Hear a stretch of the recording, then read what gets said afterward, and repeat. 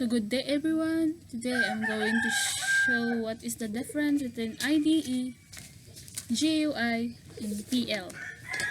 So IDE or Integrated Development Environment usa ka software nga naghatag og komprehensibo nga mga kasangkapan alang sa pagdevelop og software.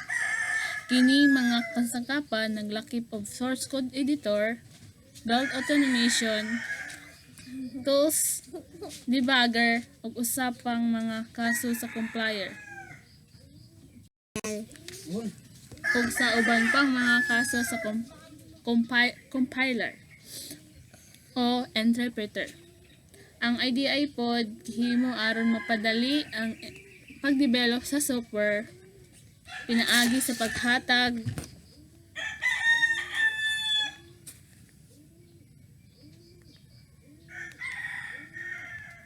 og nagkahagpong nga mga component nga may kapareha nga user interface.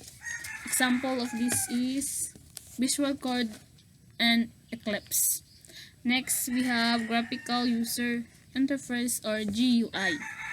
So, usa ka paagi sa pagsulti sa mga user sa mga elektronikong kagamitan pinaagi sa mga graphical nga mga icon o sa visual indicators sa kabalaka sa mga texto-based na mga interface, mga label sa mga command sa sulok sa teksto o sa mga teksto nga pag-navigate. So halimbawa nito ay MP3 players, portable media players. Next we have programming language.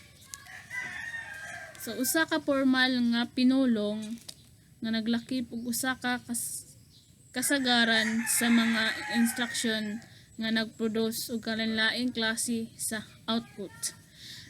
Ang mga programming language gigamit sa computer programming aron ipatuman ang mga algorithms.